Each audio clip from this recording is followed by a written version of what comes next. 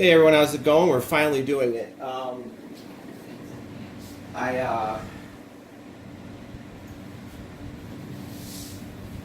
was gone from wargaming for over a year, I think, something like that. I think the last war game I played was the Civil War one by MMP. It was okay, but I still haven't found that perfect Civil War game that I like. I'm still looking. Maybe it's Battle Hymn by Compass Games. Who knows? So this is the big conquest that I'm down for. My first one was Great Battles of History. I'm going to tackle next war. I got next war Poland coming. I also have Ukraine 43 coming. So I kind of want to try that. All right, so we're going to tackle this video like I'm talking to a person that's never played a war game before. Because what I've noticed in all these videos is people just come in and start throwing gobbledygook all over the video and talking with their slang and all that stuff. Like, you know what they're talking about already. So let's pretend I'm an idiot, which I am. And I've never played one of these before. Let's go over the game in depth through the rule book. Now, there's a game-specific rule book. No, we're not doing that right now. We're going to start here, standard. All right, so let's take a look at the units that come. Now, we do, in order to take a look at the units, we do have to flip this open and look at the colored guide here for the countries that are in this one. Sorry about that camera, I almost dropped it. All right, so, okay. I'm going to use an unclipped counter. Some of you might want to turn away. Okay. Are you okay? Here we go. Oh God. I know that a lot of you right now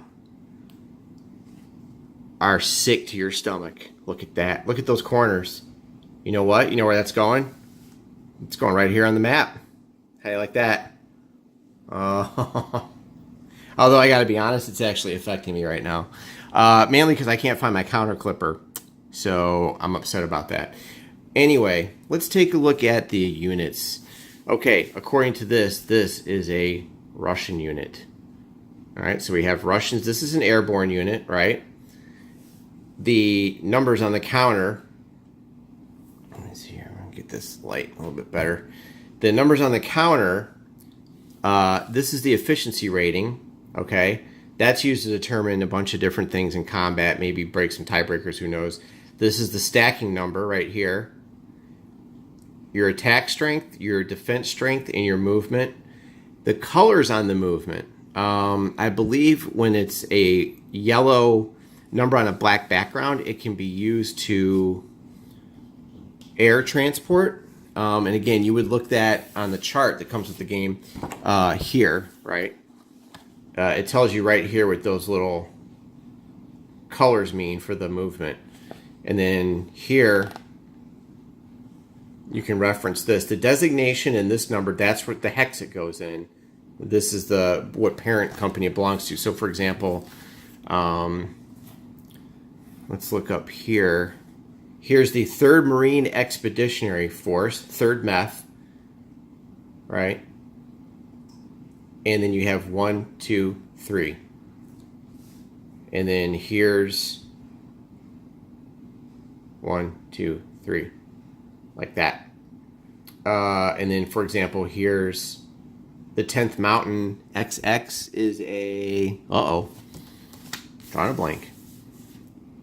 Oh, goodness. Man, this is what happens when you take a break, see? Division. So here, where was I again? 10th Mountain Division, right? Here's the 1st of the 10th Mountain, the 2nd of the 10th Mountain. This is the 1st Brigade, 2nd Brigade, 3rd Brigade of the 10th Mountain Division. And they're color-coded, so you can keep all the green here, the purple. So that's what all the numbers mean on the counters.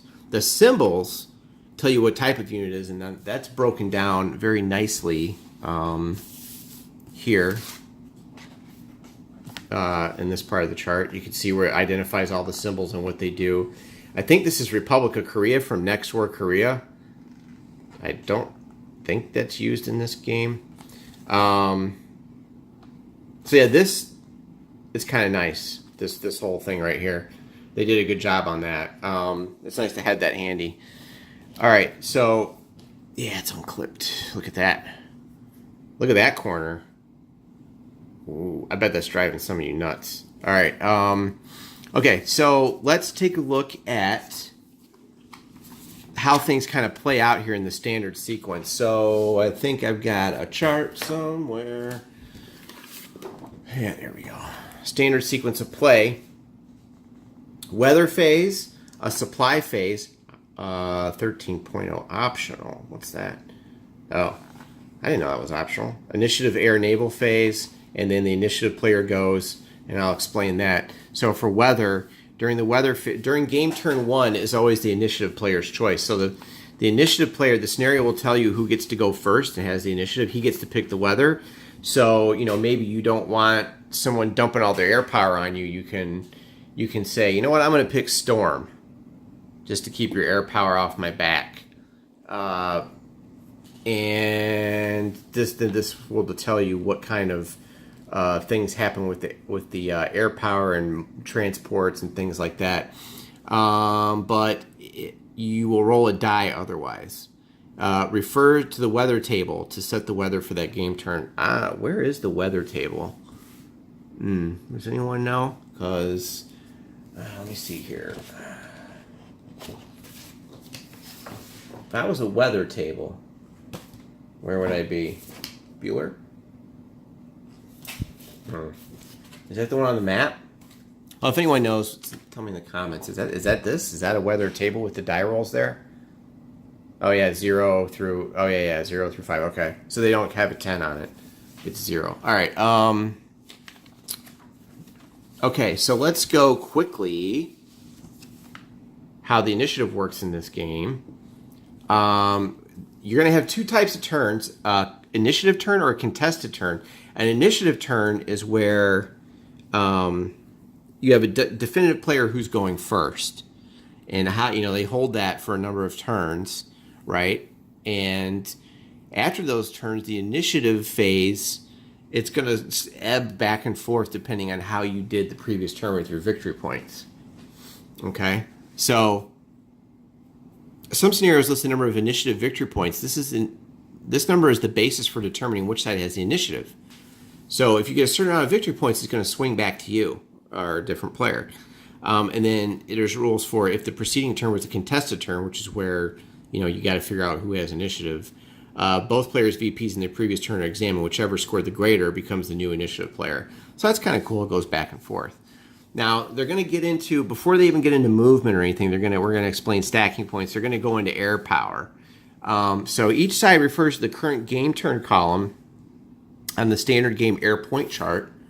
And this is where you're going to determine how many air points you have to allocate to combat support and escort missions to guard your transport planes. So I believe you can never have more than 4, if I remember correctly. Now this is my 3rd attempt at this series. I had Taiwan, and the naval rules were so bizarre. Like I couldn't it was just blowing my mind. So I'm like, I can't even get into this. Plus I didn't really like the theater. I was like, who cares? So I'm going to start with more land-based. I got Poland coming. I've really been waiting 2 years for Poland, so that's what got me back into getting the wargaming going again. And the thing about wargaming, I mean, it's okay. I still don't think it's solitaire friendly. I think that's a bunch of crap when they put those ratings on the back because, you're supposed to guess what the other person's going to do and act like you don't know. That's just dumb. What games do work are like, say, Dark Valley and Dark Sands. I can't wait till those come out because now you got a random chip pull for your leaders and who gets activated. That game is awesome. But I'm not paying $150 for Dark Valley right now. I will P500 the reprint, but I can't wait for Dark Sands to get here. I love that system. It's awesome. All right, so you will come here and you see this table. So say it's game turn 1, right? And we're going to take a die. This is going to be modified by weather. And you're just going to roll the die, and you got a 5. So you go down here, and the non-allied player gets 4 victory points. And I'm about to get attacked by a cat here. And the allied player gets 6 air points. So I said victory. I meant to say air points. So this is how many air points you get. Now, that will be modified by, did the other player destroy one of your air bases? Did you lose? Here he comes. He just can't resist getting on this table. Did you lose air points when you were trying to escort? Did some of your stuff get shot down? That's going to ebb and flow back and forth each turn. You're going to track them. I believe you track a ton of stuff on here. There's going to be various markers, air points, game turn, a whole bunch of stuff that's going to be tracked on this, I think. Does anyone know exactly where you track that? Yep. So this is what happens when you get back into wargaming. That right there. That's why you buy plexiglass. Yeah. Yeah, the thing about wargaming is it's, you learn at your own pace, and sometimes I just don't, I want to play Gloomhaven, but damn, man, I don't feel like getting out all those miniatures and decks of cards and, ugh. Anyway, so I'm not really sure if this is what we're looking at here. If anyone knows, let me know in the comments. Allocation, you may allocate air points to ground control support or escort missions. Again, we're going over this because what's going to happen is you're going to be doing this during that initiative determination time. You're going to be figuring all this out, right, before you do this stuff. So that's why it's in the rule book in that order. Okay, kids? All right, so what is this cat doing? Hey, psst. Hey, can I help you? Hey, what are you doing?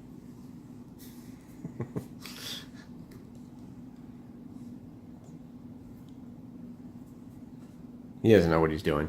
All right.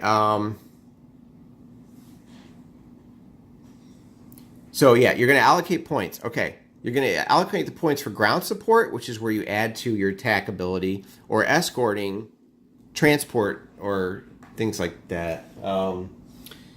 Now, you can only allocate, the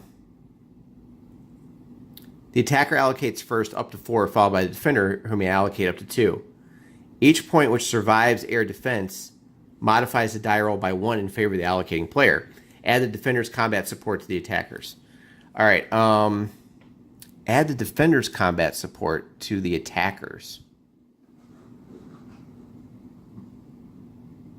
And that determines... Oh, my cat's digging through my box here. Bear with me, folks. I'm going to have to bring him down here because I think he's going after the rubber bands. All right. Okay. Any unused points at the end of the turn are lost.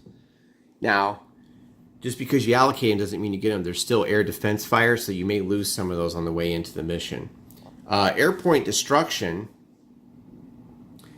Air points can be permanently destroyed for various reasons. Destroyed air points are subtracted from each subsequent turn's air point total. Each player tracks permanent lost air points with the included marker. And I guess here it goes here because it says like general records track, and you just put the marker. Is that what that is? But I noticed that it goes like, oh, it does go up all the way. Yeah, okay. So I guess you could track everything on that. Let me know if that's the right thing to use. Yeah, this cat is really nosy. All right.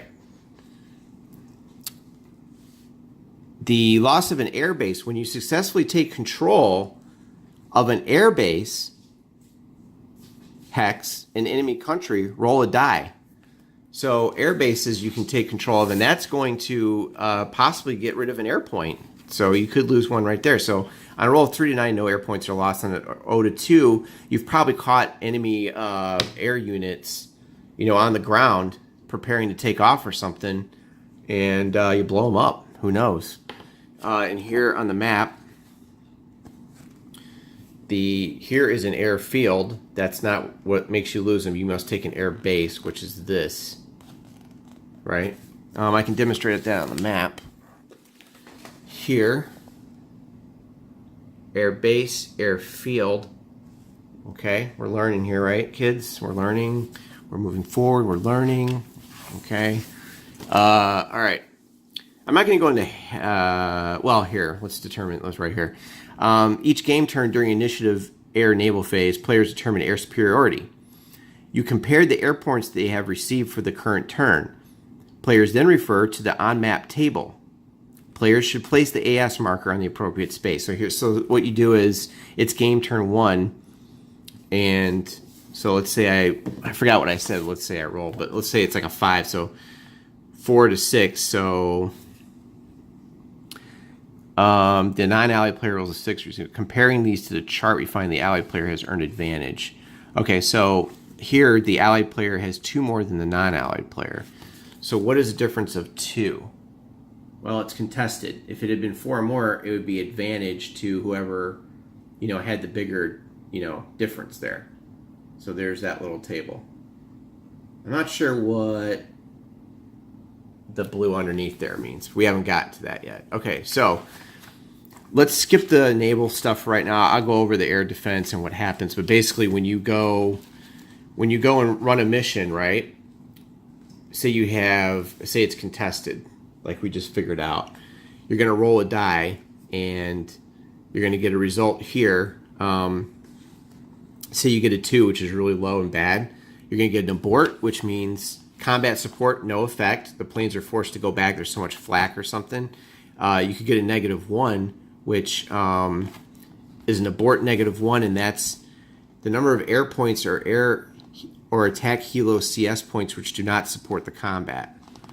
So an abort on a combat support mission has no effect, but you're going to see this and see how many points do not get through to help your attack. So if it's an abort on a transport mission, they have to turn around and go back, right? If you get an asterisk in an abort, this is bad because right here, you're going to not get your full power, right?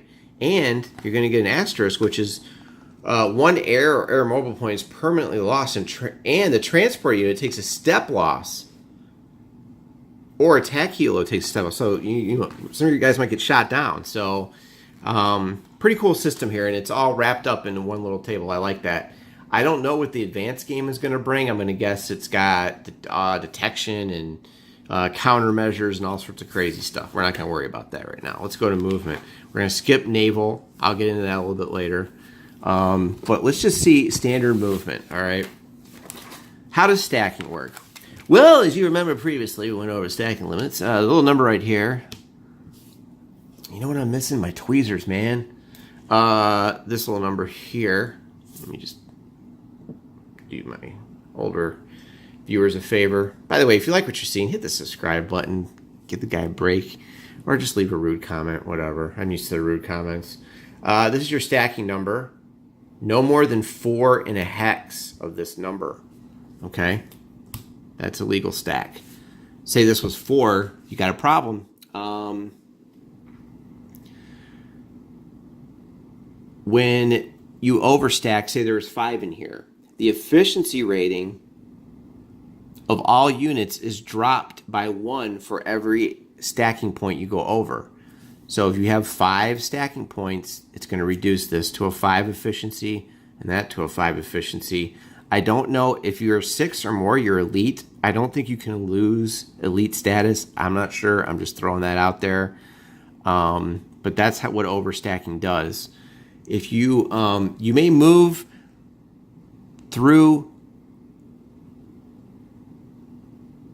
a full hex when your maximum stacking limit, but no road movement is allowed through a fully or overstacked hex, and that's because the roads up here especially are very narrow, and there's not a lot of room to move around a traffic jam. And I know this because I read World War Z by Max Brooks, and that's what happened in the India outbreak. I'm just kidding. Actually, no, I'm not, but that was in there. Okay, so also, only 4 stacking points of units may attack from or defend in a hex. Excess stacking points are ignored. So, for example, two stacking point units are in a mountain hex. Now, in a mountain hex, you can only have 3, right? So only one of your units is going to be able to attack because you can't divide up your stacking points. So let me see if I can find an example of that. Let's punch more counters. Here we go. This is easy. So we need 4. Let's pretend we're in the mountains. Let's get 2 Republic of India infantry. Oh, wow. Clip these. All right. Mountain hex. You can only have 3 stacking points. Let's see.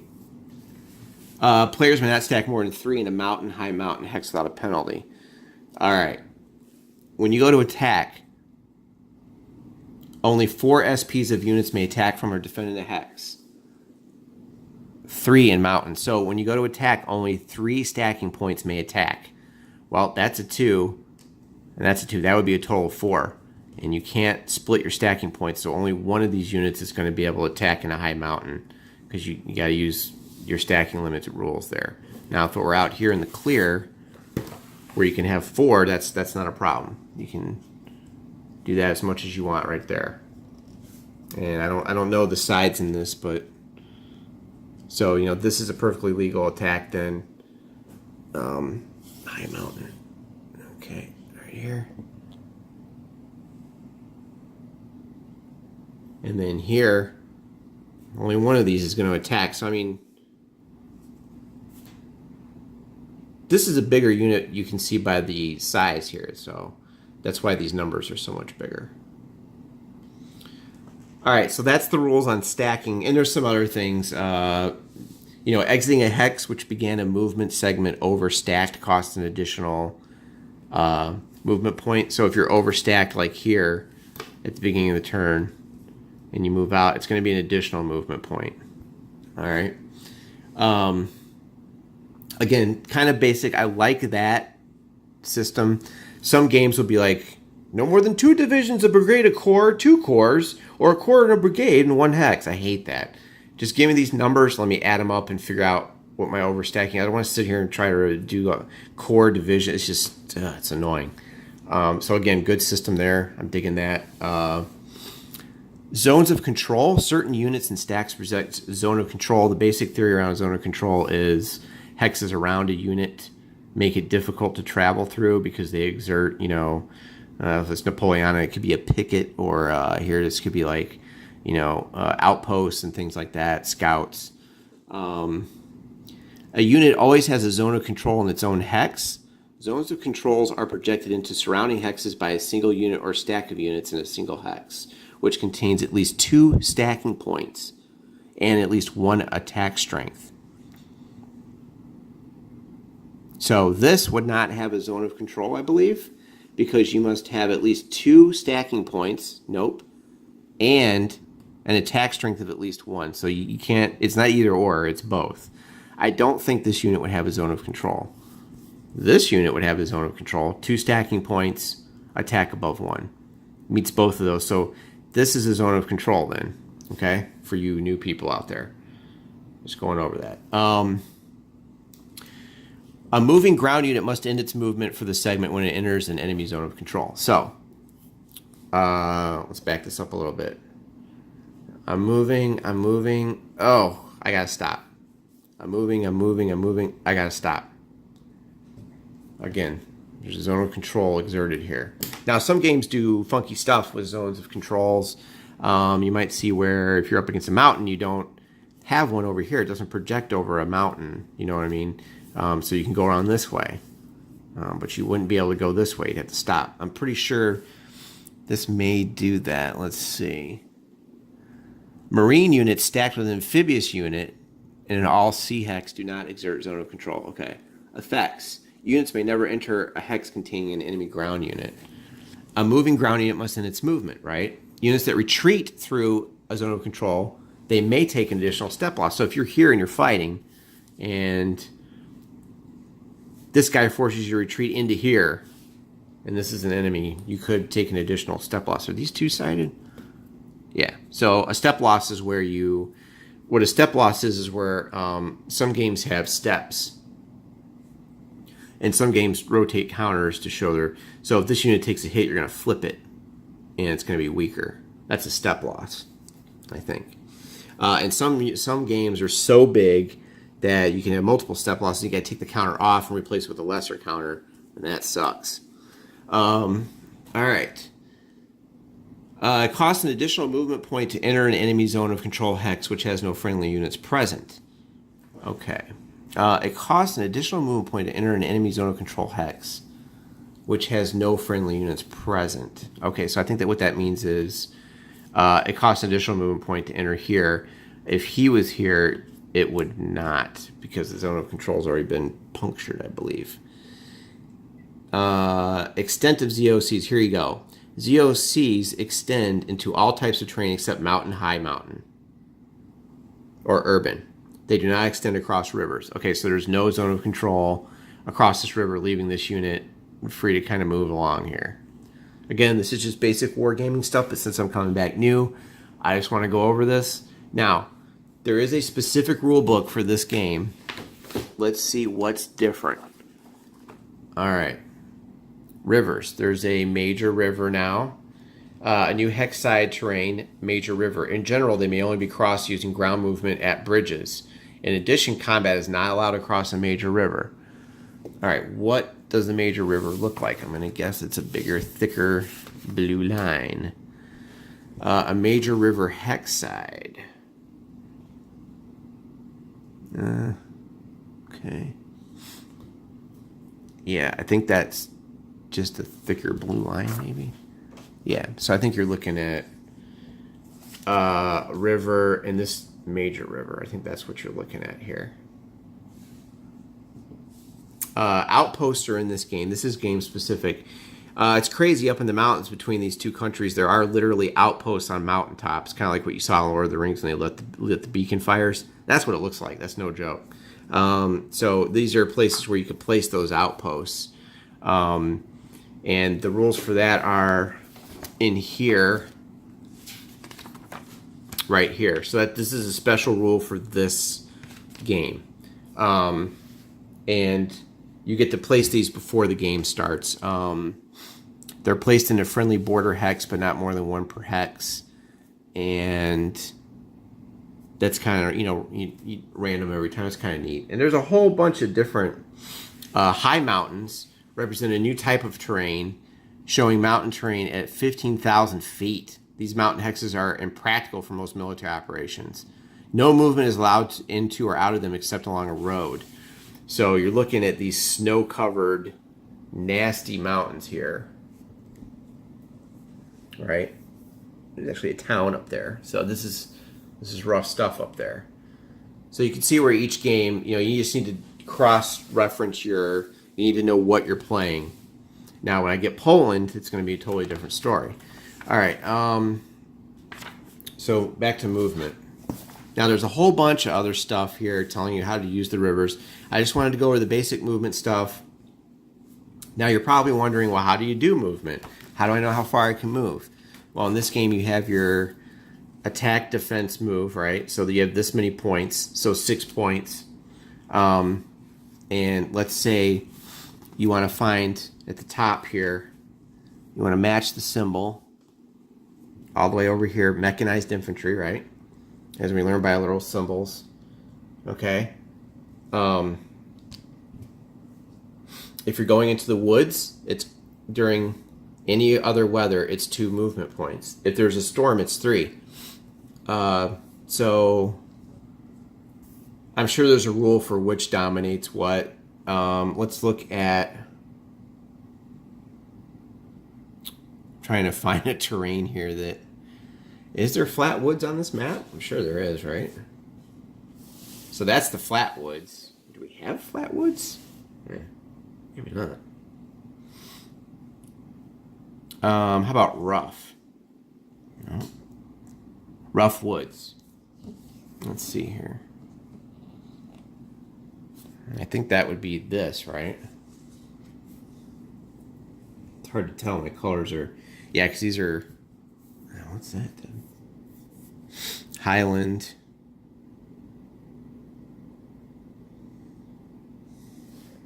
Oh, this would be rough woods here.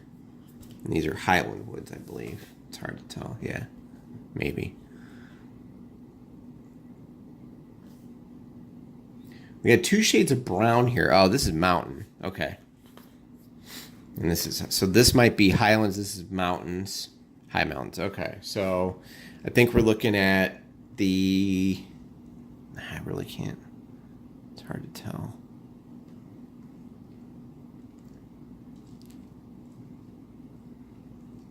We know that's flat, but I can't tell by the colors here.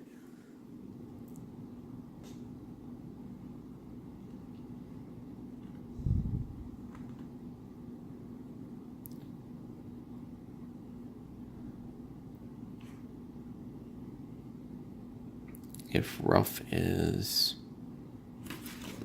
I don't know, that's tough. It's hard to tell by these colors. So I guess these are mountains, these are highlands. I don't know.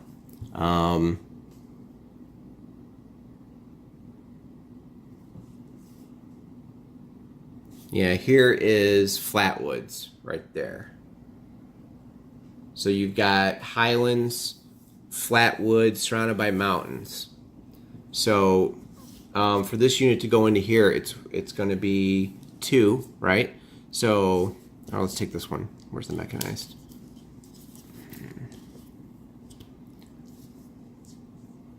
Well, there's a road though. So let's say he's going into here. So this would be 2. Okay. Because it's flat woods and he's mechanized. If it was a storm, it would cost 3. If the current weather was storm, it would cost 3. 6 minus 3 is 3. It's already half his movement just to go 1 hex. So you'd be like, boop, and that's it. That's how you tell your points and how the terrain works. I'm just having trouble reading the colors. I must be... I don't know what... I guess that's rough over here then. I don't know. I can't tell. I can't make out... Is this Highlands? Is that Highlands, that color? And then what's this brown? Is that... What is that? Because that's mountain. That's high mountain. So what's that? It's confusing because I don't think these colors match unless I'm colorblind. If anyone knows, put that down in the comments for me. Is that rough? I don't know. Yeah, I think that might be rough. It's hard to tell. Rough woods. So this would be rough woods, right? And that's highlands. I hope. Okay. So that's kind of the way movement works, and that's a standard wargaming type of thing, you know. Airfields are marked by an aircraft symbol in the gray circle. They're not considered installations. Air bases are marked by an aircraft symbol in the black circle. Hardened air bases use a blue aircraft symbol and appear only in some games. Air bases are installations. Installations are hexes that contain air bases. Here. And or ports. Enemy installation hexes may only be controlled after the player conducts a successful clearing operation. So you have to move in and clear it. Okay, and I believe they have counters for that, in case you're wondering. You would put a clearing counter on there, if I can just find it. Let's see here. Clearing. You have to excuse me, I'm a little bit disorganized. Yeah, here you go. Clearing. See that? That means you're in there fighting in the city, getting the grunt work done. Alright, so I kind of wanted to keep this video short. I lost the other recording of it. I'm super tired because I stayed up way too late playing 7 Days to Die last night. So it's good to be back into wargaming. We're gonna, of course, I had to pick one of the hardest games to learn. But don't worry, I've got an easy World War II game coming. So we're gonna just, you know, we went over some of the movement stuff, and I'm just glossing over it right now. This just tells you what each one does, what each terrain thing does, but we're going to get into clearing operations in the next video. Like, what does that mean? So, a friendly unit or stack may move or advance into combat, after combat, into an enemy-controlled installation, city, or urban hex.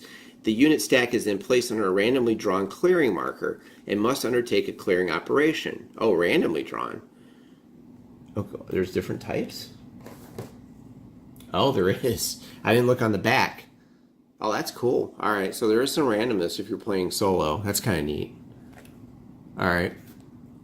And it looks like you will then do not reveal the marker until the reorganization phase. Once clearing operation die roll is made for all the units, one clearing operation die roll is made for all units under the marker. To resolve a clearing operation, the affected player chooses the lead unit. Oh, this is pretty awesome. Use the following DRMs when conducting clearing. Efficiency rating. Subtract the clearing number on the marker from the lead unit's efficiency rating and add the difference as a DRM. Okay, cool. If the DRM is lower, then it's negative. Okay, gotcha. maximum safe stacking points. If the unit stack does not have at least as many stacking points as is specified for the type of hex, see the clearing operations table. All right, so if you're going into a city and you're going in with a certain stacking limit, you're going to look right here.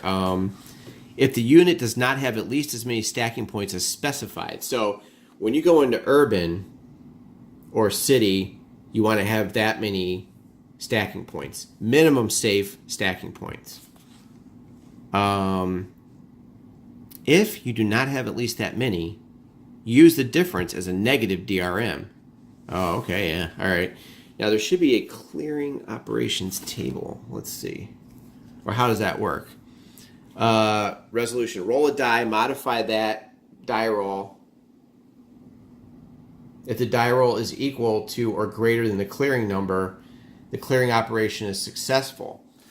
If it fails, if the operation fails, the clearing player takes a step loss from his lead unit. Ouch. You may withdraw from the hex, leaving the clearing marker. Okay, so that's pretty cool because you could really get bogged down in a nasty city like what happened in the Iraqi war. You know, you might get into a city, but it's like, geez, are we ever going to get out of here? You know, like a Fallujah type thing. Okay, that's pretty cool. So then they're going to go into the movement types, and that's where the colored number comes in. And that will tell you certain things they can do, like leg units that begin a movement segment on a friendly airbase may move by air transport. Okay, so these are important things to remember. So these are just things that pop up, you know, how to use your air mobile points, how to shoot them down. So we'll go into a little bit of combat on the next one. Now, I don't even know if I'm doing any of this right, so we'll just gloss over some of that in the next book. So just to recap, we went over how you tell the size of a unit by looking at the little symbol here. We went over attack, defense, strengths, what the stacking points are here, and the efficiency rating, the attack, defense, movement, what hex they go in, what unit it's a, you know, designation. It's color coded with its HQ unit to help you on the map. We went over that. We went over like what weather could do to you, air points when they're allocated, like who's got air superiority. So we covered, you know, a few things, but we haven't put it into practice yet. Now, what I'd like to do, unlike most people, instead of just showing you me playing a scenario, I'd like to put units on the map, you know, and just make up a combat just to show people how it works. Like, just throw 2 units and have them fight. Well, not this. This would obviously be a slaughter, but so maybe we'll do that next time. But anyway, if you like the video and the approach, let me know. I'm super tired, so I'm going to cut this off early. As usual, I am at Twitter at gamer_Hudson. I am on Instagram, where you'll see all my wargaming videos, my main mode. So you'll want to check me out there, and that is gamer.hudson on Instagram. All right, so appreciate you tuning in, and hit subscribe, give me a thumbs up, leave comments, let me know where the various charts and stuff are, and peace out.